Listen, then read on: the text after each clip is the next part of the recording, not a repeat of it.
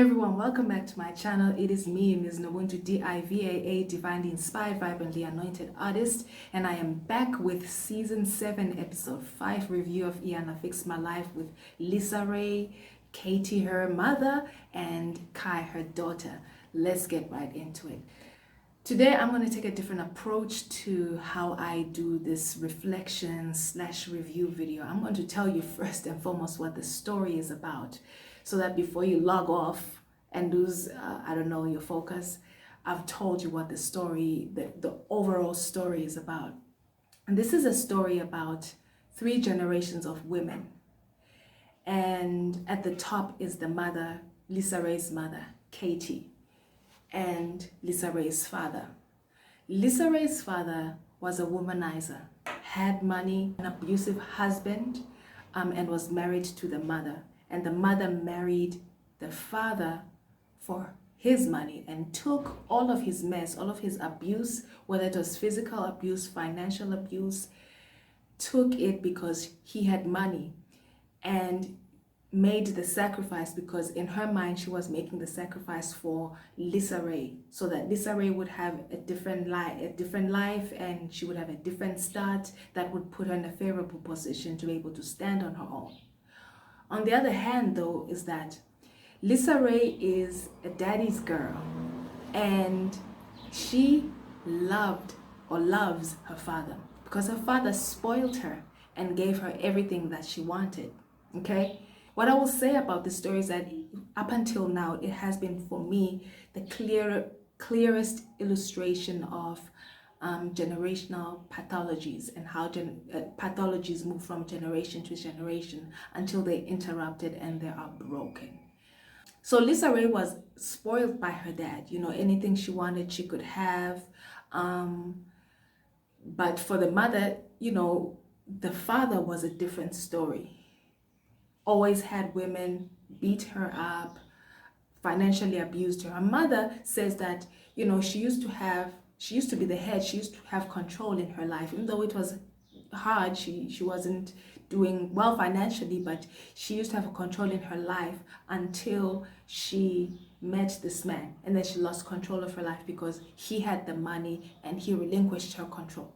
He took her control from her. So this is a story about how this man, who was the father to LisaRaye and the husband to Katie, LisaRaye's mother, literally was a triangulating, crazy maker. He was probably a narcissist and used his money to manipulate and control both LisaRaye and her mother, as well as set them up against each other to be in competition with each other, so that they would always remain unseated from their own thrones as women, confused about the vision and the dream of their lives, as long as he was controlling with money, so that they would be confused, and that they would always therefore give him the control and the power to manipulate, the power to set them up against each other, to triangulate them, and the power to do whatever he felt like doing. What's interesting to me about this story is that domino effect from head Katie to LisaRaye to Kai, the LisaRaye's daughter. I'll just talk about LisaRaye and Kai for a second. LisaRaye at the end says, I see that I've spoiled her. And I'm like, that's a pattern. She learned that from her dad.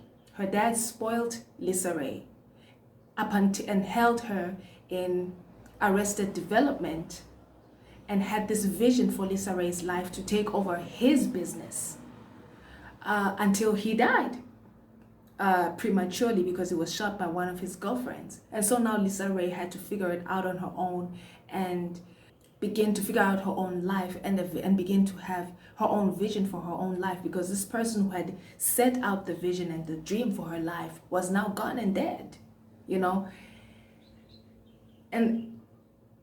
and she had been controlled by money to give up the seat of her throne, to give up the picture of the knowing of herself as a woman. She'd been controlled by money, by her father, to give up the knowing of herself, what Iyanla calls the seat of her throne. And she'd been manipulated to give that up and stay in confusion and stay serving the father's dream and vision for her life. But he died. And it seems to me that she repeated the same pattern. She controlled her daughter as well as her mom with money, because that's what she learned from her father, and that's what she watched her mother allow her father to do even with her.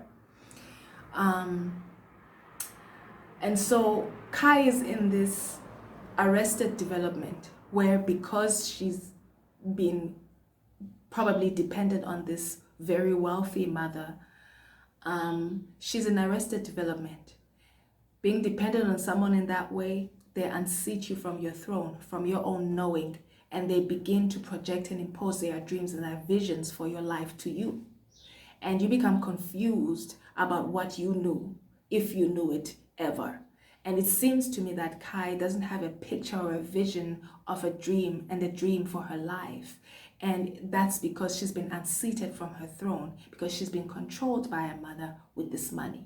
You know, Iyanla says, offers her the possibility to fall and figure it out on her own. And she says, absolutely not. So she's voluntarily in arrested development because she's afraid of, what am I going to do? Probably financially. Should I leave this place and of security, financial security here with my mom, and go off and try figure it out, try and fall again until I figure it out on my own and figure out how to stand on my own for my own dreams, for my own vision, and for my own the knowing of my own self, and therefore claim the seat of my crown back.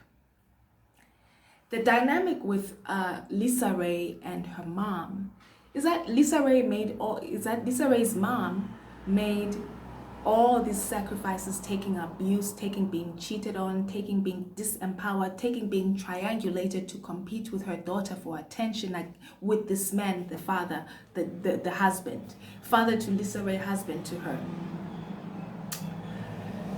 The dynamic there is that she made all these sacrifices because she wanted to make sure that LisaRaye was going to be in a place where she was comfortable and she didn't have to struggle as much as she did. And now there's a sense of entitlement, and there's a sense of, LisaRaye is ungrateful, but I did all of this for her. And Iyanla's like, those were your choices. You didn't have to make those choices. You didn't have to not leave him and stay with him. LisaRaye didn't have to comfort you when this man died. She had just lost her dad. You had just lost your husband. Both of you were in pain. And if anyone was going to comfort anyone, it was going to be the elder comforting the younger, not the other way around. Also, LisaRaye, I think when she had the mother, when Katie, the LisaRaye's mother, had kicked the father out and he had gone on to marry, and there was now a stepmom, LisaRaye went to live with the father because, again, she had this admiration for this man. She felt heard by. But this man was actually triangulating. He was manipulative, he was controlling, and he used his money to play all of them around him like this, as the center, crazy making for everybody else to serve his own purposes, to serve his own vices, to serve his own proclivities. So LisaRaye went to live with her dad and the step woman. And the mother, Katie, feels like that was a betrayal. And Iyanla points out to Katie that wasn't a betrayal. She was with her dad. She didn't have to be choosing sides. LisaRaye shouldn't have had to be involved in your relationship with you and your man. That was your man. You chose him. You had that relationship that you had with him. She wasn't there to be caught up in the middle of you all's business and have to pick and choose. You were her mother, that was her dad, and she had a right to choose who she wanted to live with. And she chose the dad because, again, he was the one who had money. And she had been obviously accustomed to a certain kind of lifestyle, and she was going to go where that lifestyle was being accommodated. And it's interesting that this comes up because then I think about LisaRaye and that prince of that island, that prime minister of that island that she married. It looks to me like she was looking for her dad. It looks to me she was repeating the very same pattern her mother repeated. Marry a rich man to get some kind of security.